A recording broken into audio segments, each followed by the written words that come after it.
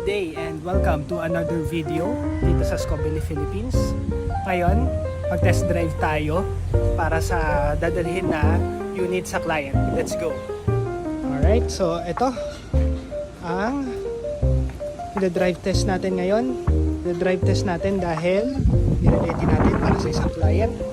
Skid loader, Mustang. At makikita naman, kita bago mga gulong. Ayan, malinis tingnan, bago pintura, makina malinis din, hindi ko nabubuksan.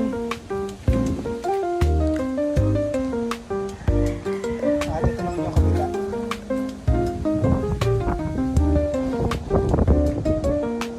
Ayan, so tingnan natin sa loob kung okay ba siya umandan. So, let's go. Okay, so ito ang itsura ng loob ng skid loader. So, nandito yung ignition switch ng unit. Tapos ito kinustom namin, safety feature siya ng unit para hindi na iiwang patay bukas ang unit. Tsaka yung mga gauges niya. Okay naman. At ang main control niya talaga is itong mga joysticks at saka yung mga pedal. Ngayon, i-explain ko sa inyo yung mga features ng controllers nitong skid loader. So, buksan natin ang unit, then tingnan natin kung kaya natin makakuha ng mas magandang view. So, bago ang lahat, mag-safety check muna tayo, syempre. Suot natin ang safety shoes natin, mga steel toe shoes natin. Tapos may hard hat tayo, suotin ko. And kita naman, naka-safety vest tayo. Naka-safety vest tayo. Ito. And may dala akong shades kasi medyo nakakasilaw ngayon. So, iyon natin yung unit. Tara.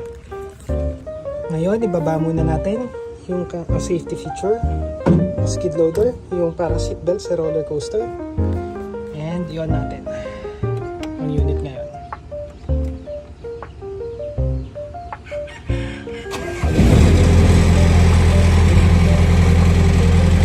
Ganito talaga ang tunog ng isang heavy equipment.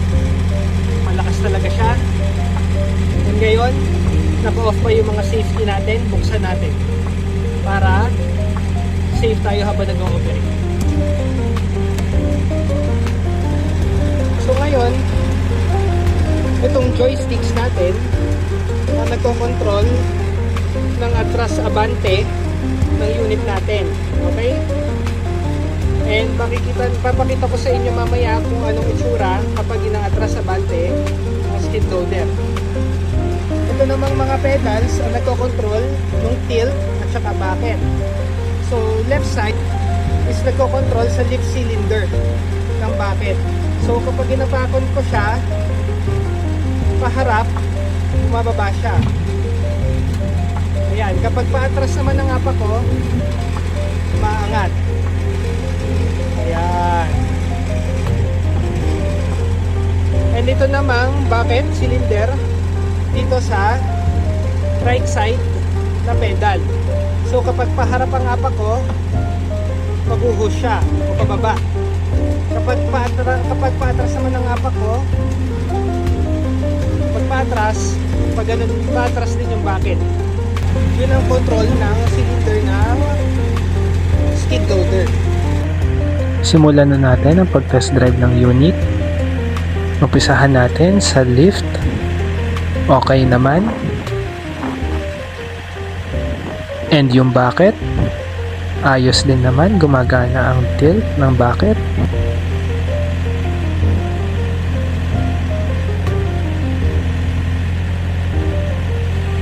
Pagbaba ng lift din, gumagana, which is a good sign for both the lift cylinder and the bucket cylinders. Kailangan lang natin ibaba ang lift at saka yung bucket para mas ma-test drive natin ng atras abante ang skid loader. At kita natin working ang reverse ng skid loader and operational din ang abante o ang forward ng skid loader. At dito, pinapakita naman natin ang maneuvering capability ng isang skid loader, which is kaya kasi ng skid loader ng 360 degree turning capability, which enables operation in tight confined spaces. So right and left turn, okay naman, gumagana. Then dito, itest naman natin yung 180 degree turn from left to right.